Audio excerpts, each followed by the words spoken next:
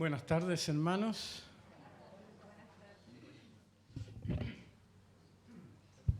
No logro sentirme cómodo con él. Me queda más cómodo en la mano. Ahora sí, buenas tardes, hermanos. Como siempre digo, es un gusto para mí estar aquí en este día para compartir la palabra del Señor.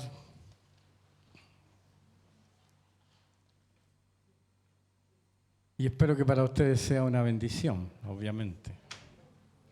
Padre, en el nombre de Jesucristo queremos ahora disponer nuestro corazón, nuestros oídos y todo nuestro ser para recibir, Señor, tu palabra. Háblanos, Señor, que tu Espíritu Santo nos hable y nos revele la voluntad de nuestro Señor.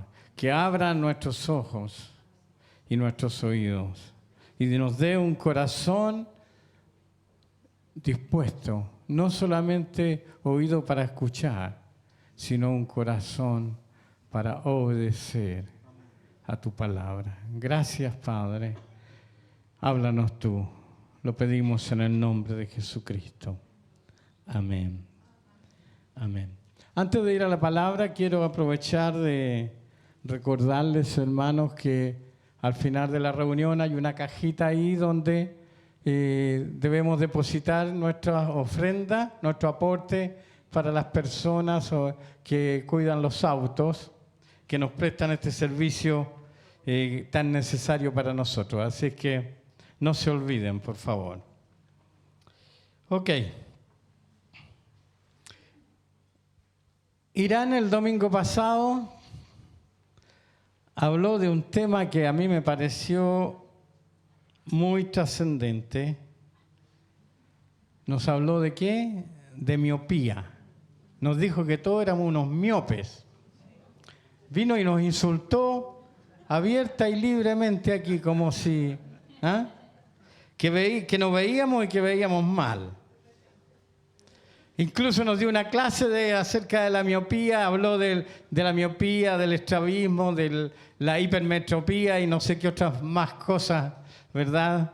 Que afectan el órgano o más bien el sentido de la visión. Afectan el órgano, que es el ojo, pero también afectan el sentido de la visión. Y realmente es muy importante. Yo estaba en la reunión de Iglesia en Casa, conversábamos la importancia de ver bien, ¿verdad? Y cuando algunos ya empezamos a tener problemas, también habló de la presbicia, ahí me llegó el palo a mí, obviamente. Nos dijo viejo a todos los que usamos lentes aquí para leer, al menos. Y claro, cuando uno empieza a darse cuenta de que las letras se le juntan, y no las letras del auto ni de la casa, sino las letras de cuando uno va a leer, entonces va al especialista y para que le corrijan el problema que está teniendo. Yo no, en parte voy a hablar de lo mismo. La palabra igual nos va a hablar de lo mismo, pero con algunas pequeñas diferencias. En Apocalipsis capítulo 3 encontré un pasaje Apocalipsis 3, déjenme buscarlo.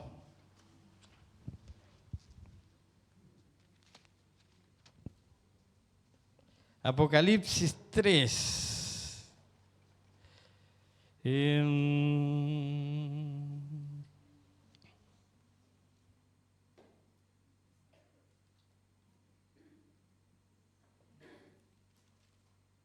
Apocalipsis 3:18. Dice el Señor hablando a la iglesia de la Odisea, le dice lo siguiente en este versículo: por tanto yo te aconsejo que de mí compres oro refinado en fuego, para que seas rico, y vestiduras blancas para vestirte, y que no se descubra la vergüenza de tu desnudez. Y unge, y esta es la parte que a mí me interesaba, al menos me llamó la atención, y unge tus ojos con colirio para que veas. O sea, esta iglesia tenía varios problemas, obviamente, pero uno de los problemas que tenía era que era miope. Y por lo que dice el Señor aquí, casi ciega, porque le dice, unge tus ojos con colirio para que veas. ¿De dónde sacamos el colirio?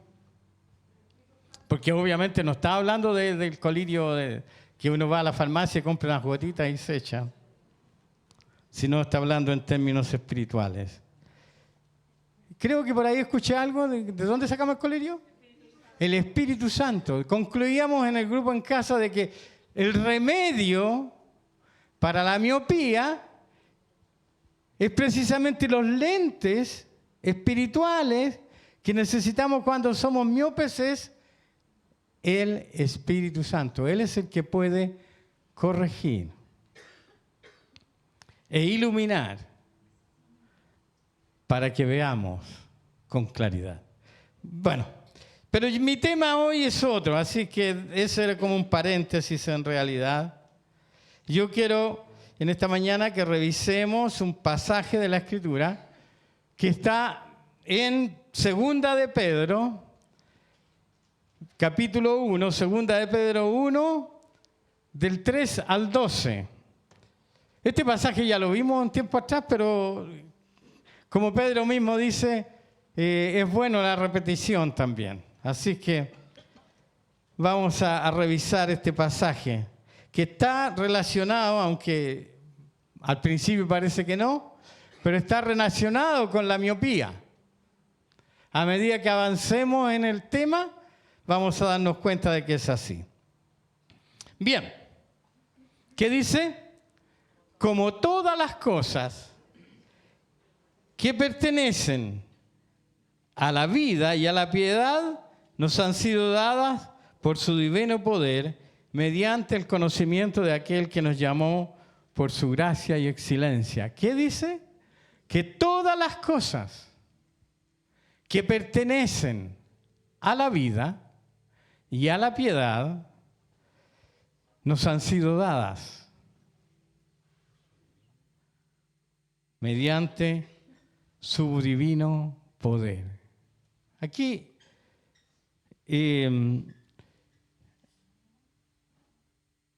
vamos a ir descubriendo entonces de que esto es así, y esto pone en nosotros una responsabilidad tremenda. Ahora, las cosas que pertenecen a la vida natural, pero también a la vida espiritual, y las cosas que pertenecen a la piedad. ¿Qué es lo que es la piedad?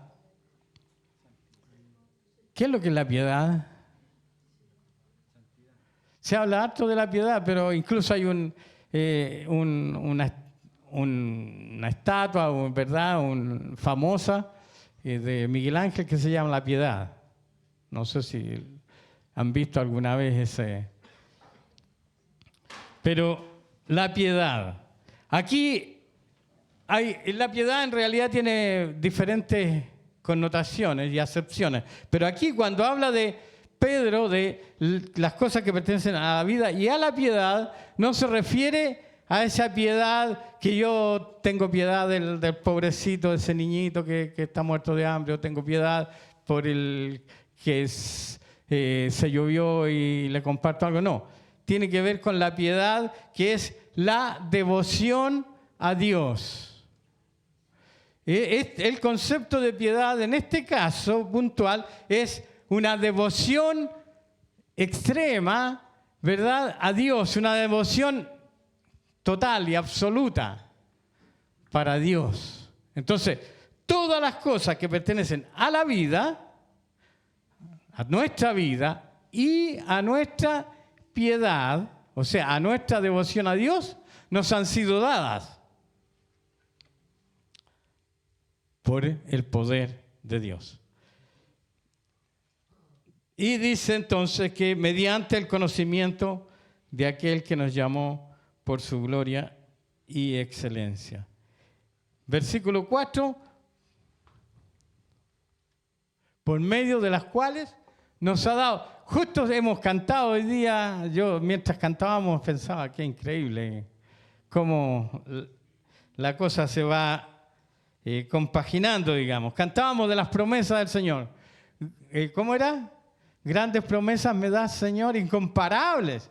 Incomparables promesas me das, Señor. Y realmente, ¿qué dice Pedro aquí? Que por medio de las cuales, o sea, por medio de la vida, de estas cosas que nos han sido dadas para la vida y la piedad, nos han sido dadas también preciosas y grandísimas promesas. Preciosas y grandísimas promesas. Para que por ellas llegases a ser participantes de la naturaleza divina, habiendo huido de la corrupción, ¿verdad?, que hay en el mundo a causa de la concupiscencia. Todas las cosas entonces nos han sido dadas, y nos han sido dadas grandísimas y preciosas promesas. ¿Para qué? Para que entonces, por medio de ellas, lleguemos a ser participantes de la naturaleza divina. ¡Wow! ¿Te sientes participante de la naturaleza de Dios? ¿Sí? A veces yo no me siento participante de su naturaleza. A veces me siento tan pobre, miserable y desnudo, como le dice el Señor ahí a la Odisea, ¿verdad? A veces yo le digo, Señor, abre mis ojos porque necesito ver. Pero bueno, tenemos preciosas y grandísimas promesas. Y si pusiéramos a enumerarlas, a ver, ¿qué promesa has recibido del Señor? Una, a ver. ¿Que nunca te va? Nunca me va a abandonar. Claro, el Señor dijo en Mateo 28, yo estoy con ustedes todos los días hasta el fin del mundo. ¿Otra más? La más importante de todas. La vida eterna. Perdón de pecado. Salvación. Por si acaso el Señor no prometió salud, dinero y amor, ¿eh?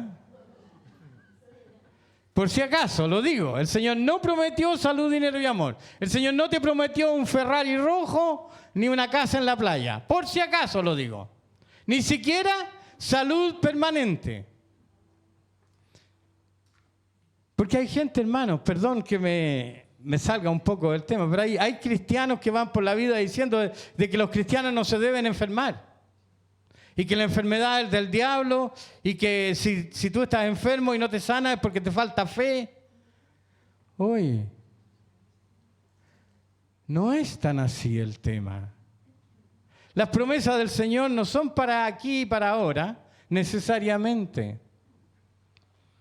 Entre paréntesis, les comento que el lunes pasado, este lunes que pasó, fuimos algunos de los pastores a visitar a Lala. ¿Cuántos ubican a Lala, la hermana de Lito Farías? Sí. Y ahí conversábamos con ella. Ella tiene un cáncer, tuvo un cáncer, pero están ahí viendo si... Porque tuvo un cáncer y tuvo metástasis del cáncer. La operaron del hígado y todo eso. Y uno diría, pero ella es una hija de Dios. Pero ella es una hija de Dios, ¿cómo puede ser que sufra estas cosas? Pero es verdad. Es verdad. A los cristianos también les pasan cosas malas. El Señor nos dijo que íbamos a tener salud, dinero y amor, como dije, sino todo lo contrario. Él dijo, en el mundo tendréis aflicción. Cierro el paréntesis mejor porque si no me voy a ir para otro lado. Ya, tenemos preciosas y grandísimas promesas, dice, ¿verdad? Para que lleguemos a ser participantes de la naturaleza divina, o sea, participantes de la naturaleza de Dios. No sé si a ustedes les impacta, pero a mí me impacta el solo pensar eso. Participar de la naturaleza de Dios. Como hoy se habla del ADN y todo eso, diríamos que vamos a tener los genes de Dios en nosotros. El ADN de Dios dentro nuestro. ¡Wow! Ya.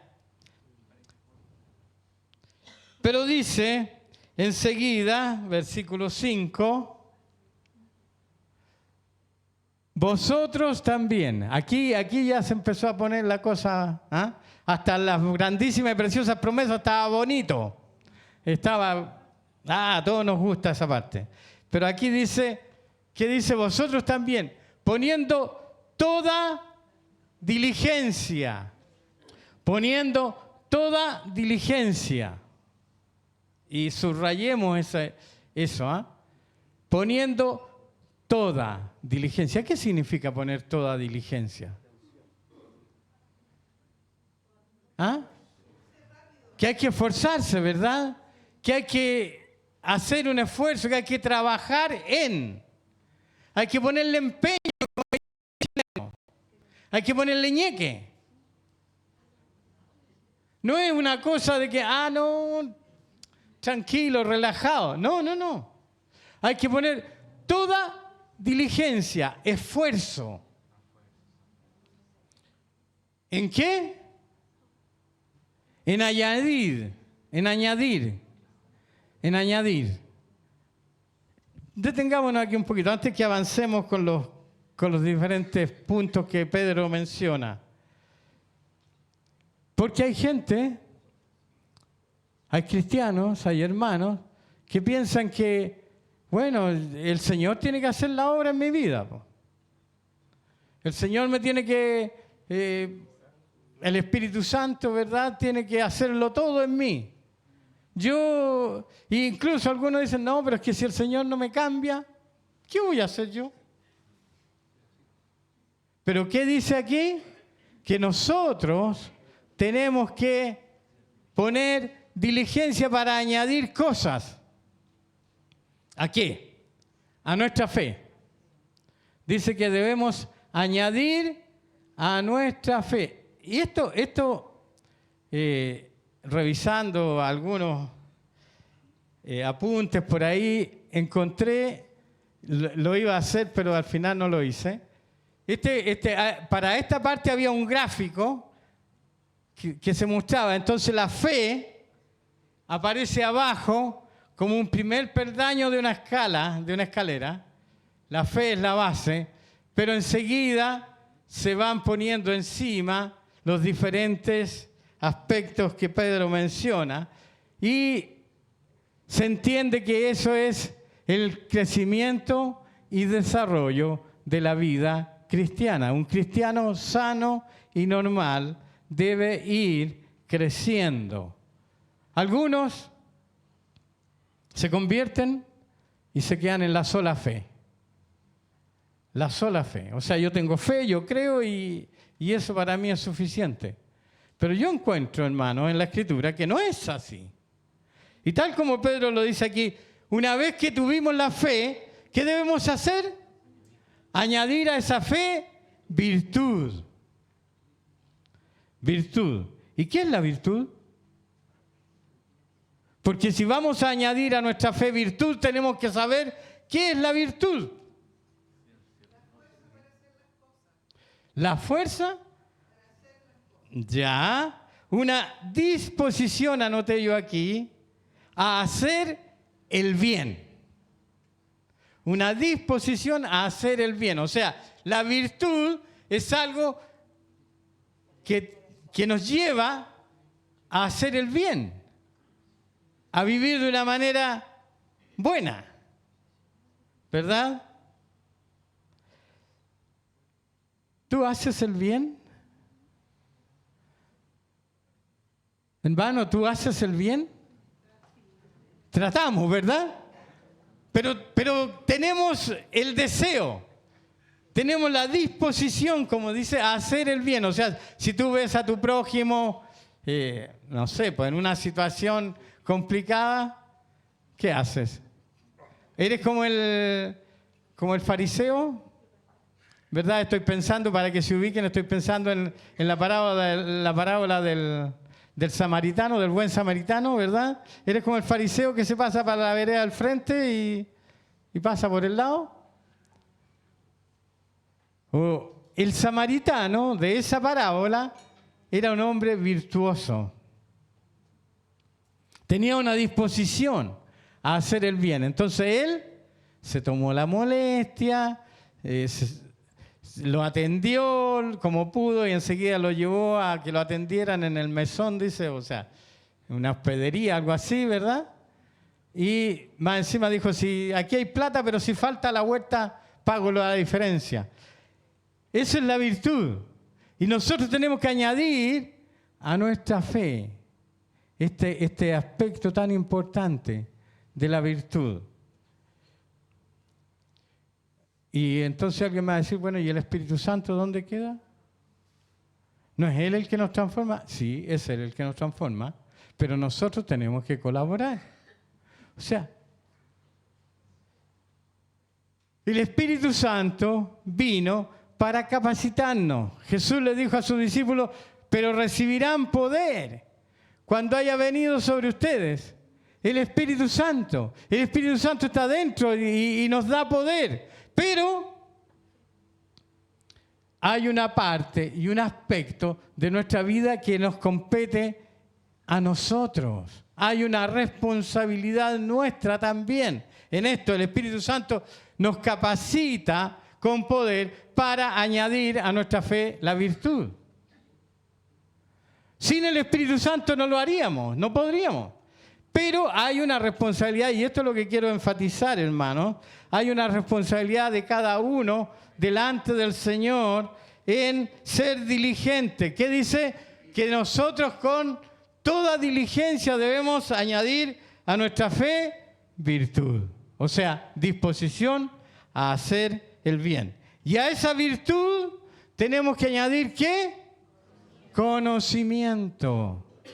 Conocimiento. Así que me voy a ir a la biblioteca después de aquí y me voy a leer todos los libros que encuentre. ¿Es ese conocimiento? No. Obviamente el conocimiento de que Pedro está hablando es el conocimiento de la palabra y de Cristo. De Cristo. Para conocer a Cristo necesitamos, obviamente, la revelación y la iluminación del Espíritu Santo. Pero nosotros tenemos que ser diligentes en añadir a nuestra fe virtud y a la virtud conocimiento. El Espíritu Santo nos puede revelar la palabra, pero nosotros tenemos que conocer la palabra. Irán mencionó esto el domingo pasado. Hay dos aspectos. Por un lado está la revelación, que la tenemos aquí en la Escritura, y la otra parte es la iluminación, que es cuando tú lees un texto y de repente se te ilumina, así se te agranda, no sé, es como que lo subrayan y tú dices, oh, nunca había visto este pasaje de esta manera, pero ahora me queda clarito.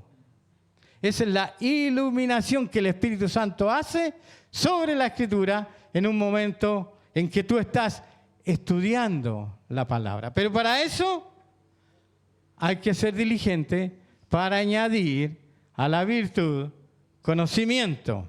Avanzamos al versículo 6, que dice, y al conocimiento, si, esta es una escala, ¿se fijan? Vamos de fe a virtud, a conocimiento, y al conocimiento ahora ¿qué le añadimos? Dominio propio. Ah, no, es que el Señor me tiene que controlar porque yo... No, mi carácter... No, hermanos. Es nuestra responsabilidad. O sea, no es que sabe que a mí yo no puedo, no me controlo, no puedo. Eso es un engaño de tu carne y de las tinieblas, pero es un engaño. El Espíritu Santo nos capacita para también a nuestro conocimiento añadirle el dominio propio. ¿Qué es lo que es dominio propio? ¿Qué es dominio propio? Autocontrol, ¿verdad? Autocontrol. O sea, Me dan ganas. Me dieron ganas. Ya. Pero me contuve. Eso es dominio propio. Eso es dominio propio.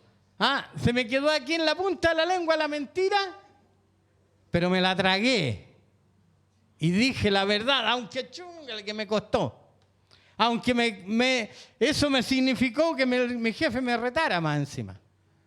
Pero eso es la voluntad del Señor y eso es dominio propio. No dejarme llevar ni gobernar por mis pasiones ni por mi carnalidad. Yo tengo que, y tú tienes que, añadir entonces este aspecto de la vida del cristiano a mi vida, dominio propio. Dominio propio. No golpear la mesa cuando me da rabia. Contar hasta 10, hasta 20, hasta 1000, no sé. Pero autocontrol. Esto también obviamente tiene que ser producido por el Espíritu Santo. Si no, no nos controlamos. No, es que yo, en realidad yo... Y yo he escuchado personas que no, es que no puedo cambiar. No, yo soy así. Eso no es correcto. Para eso el Señor te dio el Espíritu Santo, para que con la ayuda y el poder del Espíritu tú puedas. Ahora lo que necesitamos entonces es también estar llenos, como dice Pablo, ¿verdad? Sean llenos del Espíritu Santo. Ya. Seguimos. Y al dominio propio no nos quedamos aquí, sino que al dominio propio le tenemos que agregar paciencia, paciencia. Paciencia. Algunos en algún tiempo, y no sé si ustedes lo escucharon, algunos por ahí decían, no, hermano, no pidas paciencia. No pidas paciencia. Pero en realidad eso tampoco es correcto, porque la palabra dice que tenemos que añadirle la paciencia. O sea, necesitamos la paciencia en nuestra vida. ¿Y saben lo que pasa? Que tal como dice la palabra, la paciencia se desarrolla. Hay que ir practicándola, desarrollándola. Entonces yo voy a la caja del supermercado y me pongo hasta las tremendas filas, me pongo generalmente en la más lenta. Yo busco la más corta, pero en la más lenta. Y entonces ahí, paciencia, paciencia. El Señor tiene 1000 maneras para enseñarnos a desarrollar paciencia. La fila del supermercado, ya no tanto del banco, porque poco se va al banco, pero en la bomba bencinera o qué sé yo. Paciencia. Necesitamos, junto con el dominio propio, aprender a ser pacientes. En la época de la instantaneidad, hoy que yo prendo el compu y si a los 2 segundos ya no está todo abierto, digo, ¡oh, qué está lenta esta cuestión! ¿Verdad? Porque todo es así, rápido. ¿Qué celular te compraste? Uno que sea rápido, que tenga harta memoria y que funcione, pero... Porque ya no hablamos de otras cosas, ahora todo es tecnológico, así que... Pero queremos un celular así que navegue, pero... y tenemos 900, 600, 800 gigas en la red para que sea rápido, el internet. Y todo eso te lo promueven más encima en la publicidad. Pero nosotros necesitamos aprender a ser pacientes. A ser pacientes. Quiero decir algo, a lo mejor, perdóname Francisco, pero voy a corregir algo. El Señor no es que no responde, es que a veces Él responde de la manera que nosotros no esperamos, hablando de las oraciones. Él siempre responde. El problema es que a veces Él nos dice, espera, y no nos gusta. O a veces simplemente nos dice, no. A Pablo, ¿Qué dice Pablo? Él dice que oró 3 veces, le dijo Señor, y parece que era medio impaciente Pablo, que oró 3 veces, no, yo habría orado todo el tiempo necesario. Pero Pablo dice que oró 3 veces y le dijo, Señor, quítame esto que me molesta. Tenía un problema él, y parece que era de la vista incluso. Pero tenía un problema que lo avergonzaba, que lo complicaba, y dice que le dijo al Señor 3 veces, Señor, quítame esto. Mira, soy tu apóstol. Perdóname, pues Señor, el apóstol de Jesucristo y enfermo. No puede ser. ¿Y qué le dijo el Señor? Nones, mi gracia es suficiente para ti, porque mi poder se perfecciona ¿en qué? En tu debilidad. O sea, era parte del trato del Señor, de la voluntad del Señor para la vida de Pablo, el que tuviera ese problema. Entonces, necesitamos también desarrollar la paciencia como parte de nuestro desarrollo cristiano. Y muchas veces el Señor nos dice, espera, todavía no. Y otras veces dice simplemente no. Y a la paciencia, entonces tenemos que agregar ¿qué? La piedad. Ahora, nuevamente volvemos, ¿se fijan? A lo que decía al principio. Esta piedad, entonces, tiene que ver con nuestra devoción al Señor. Nuestra entrega total y absoluta. Tenemos que rendirnos con todo y billetera. Aprovecho de pasar el aviso. Porque algunos se rinden completo, pero la billetera se les queda afuera, no sé por qué. ¿Ah? Pero tenemos que rendirnos completa y absolutamente al Señor. Esta piedad, entonces, tiene que ver con eso, con nuestra devoción. Tenemos que ir creciendo en devoción al Señor. Evidentemente, a medida que lo conozcamos más, deberíamos amarlo más, deberíamos honrarlo más, deberíamos temerle más.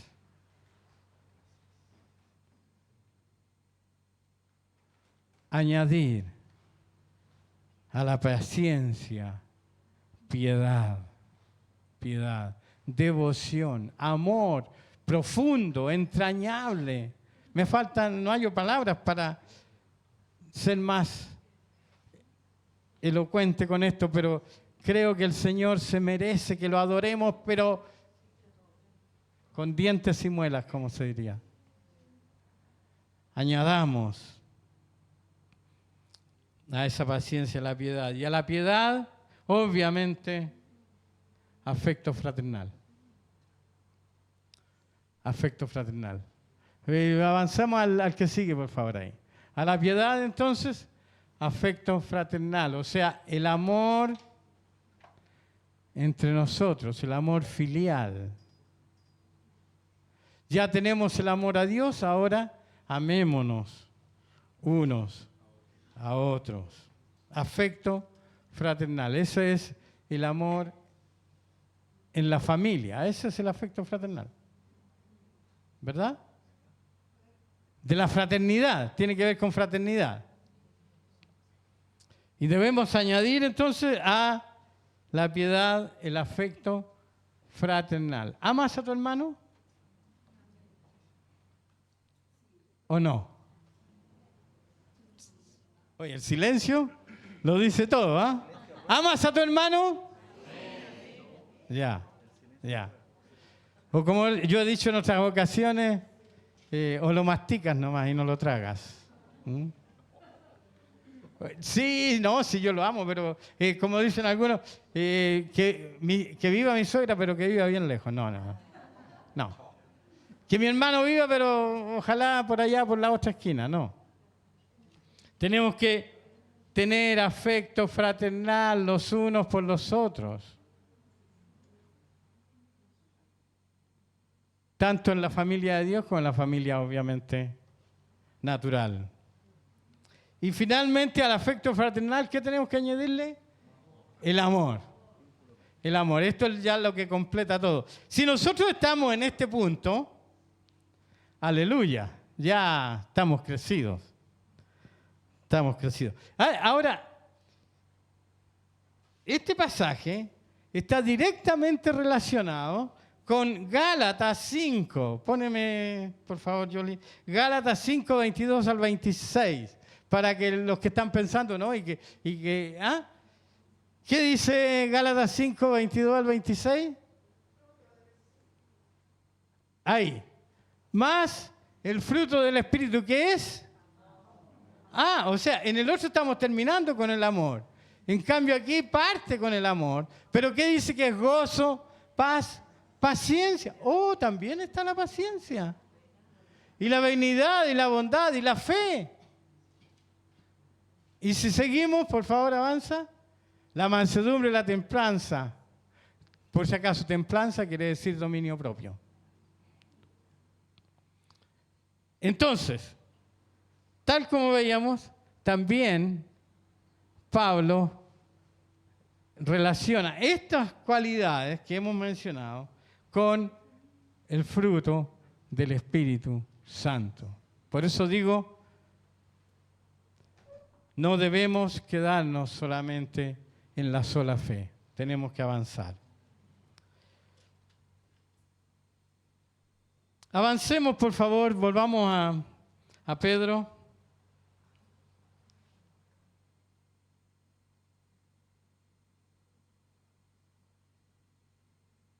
Y avancemos, porque si estas cosas, dice, no están en vosotros. ¡Wow! Esto es para un autoexamen, ¿eh? Para un autoanálisis bien profundo, así. Y yo delante del Señor, con la luz del Espíritu Santo, y revisando, haciendo un checklist de estas cosas. ¿Por qué? Porque dice que si estas cosas están en vosotros y abundan, no os dejarán estar, ¿qué? Ociosos. Si le damos la vuelta, quiere decir que hay cristianos, hijos del Señor, ociosos, improductivos.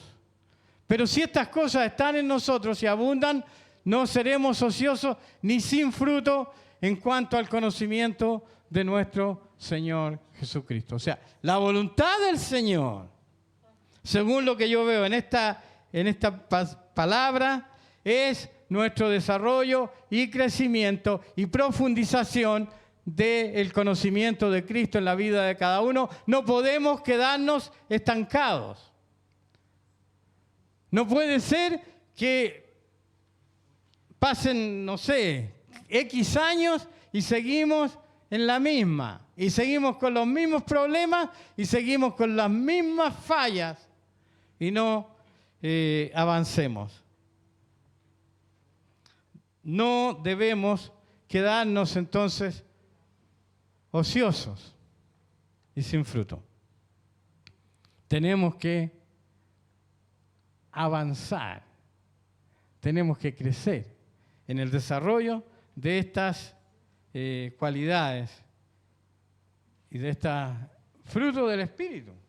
Si en el fondo es el fruto del Espíritu que tiene que abundar en nosotros. ¿Cómo puedo yo asegurarme de que el fruto del Espíritu esté en mí y se manifieste en mí? ¿Cómo haría eso? ¿A alguien se le ocurre cómo puedo yo entonces asegurarme de que el fruto del Espíritu esté en mí y se desarrolle, se manifieste? ¿Ah?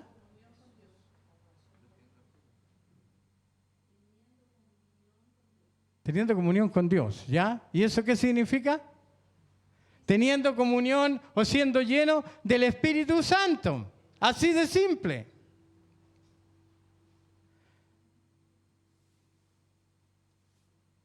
¿El Espíritu Santo está en ti o no? ¡Wow! Poca convicción vi, ¿eh? ¿El Espíritu Santo está en ti, sí o no? Ya. ¿Y si el Espíritu Santo está en ti, va a dar los frutos que tiene que dar o no? Pero hay una condicionante, depende de mí y de ti. Depende de cuánto yo me dejo llenar y gobernar por el Espíritu Santo.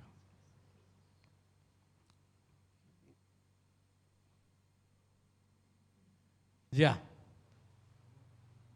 Pero avancemos al 9. Pero el que dice, y aquí es donde él se une con lo de Irán, pero el que no tiene estas cosas, dice, ¿qué cosas? Retraigamos, ¿verdad? ¿Qué cosas no tiene? La fe, la virtud, el conocimiento, el dominio propio, la paciencia, la piedad, el afecto fraternal y el amor. El que no tiene estas cosas, o sea, el que no ha añadido estas cosas a su vida, dice que tiene la vista, ¿qué? O sea, es miope, como nos dijo el Irán el domingo pasado. Tiene la vista muy corta, o sea, ve mal. No está viendo la realidad. No está siendo objetivo. Habiendo olvidado, dice, la purificación de sus antiguos pecados. Wow. ¿Alguien quiere ser miope aquí? ¿Alguien quiere salir de la miopía? Ya. Entonces, pongamos toda diligencia en añadir a nuestra fe todas estas cosas. Entonces, cuando yo me doy cuenta de que estoy impaciente, de que tengo que ponerle empeño a añadir la paciencia, o cuando me doy cuenta de que en realidad no me importan mucho los hermanos, tengo que ponerle empeño a amarlos, a sentir, a tener afecto fraternal por ellos, etcétera, etcétera, etcétera. Y por último, versículo 10. Por lo cual, tanto más, procurad hacer firme vuestra vocación y elección, porque haciendo estas cosas no caeréis jamás. ¿Haciendo qué cosas? Las que ya vimos. Las que ya vimos. Poner toda diligencia. La vida cristiana no es para flojos. La vida cristiana no es para flojos. ¿Qué dijo el Señor?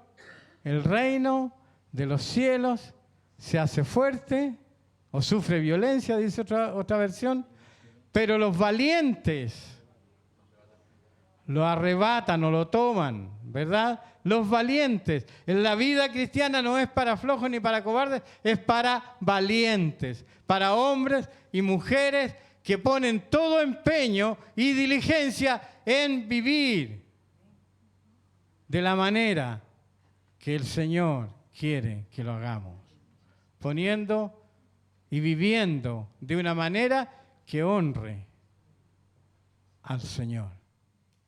Para eso Él mandó su Santo Espíritu a nuestras vidas, a llenarnos para producir con nuestra venia, por así decirlo, con nuestra colaboración, producir esa transformación que Él se ha propuesto hacer en cada uno. ¿Ustedes creen que realmente cuando Cristo venga, creen que realmente vamos a parecernos a Él?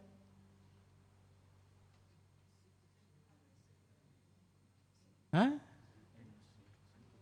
¿Ustedes creen que vamos a llegar a ser semejantes a Jesús?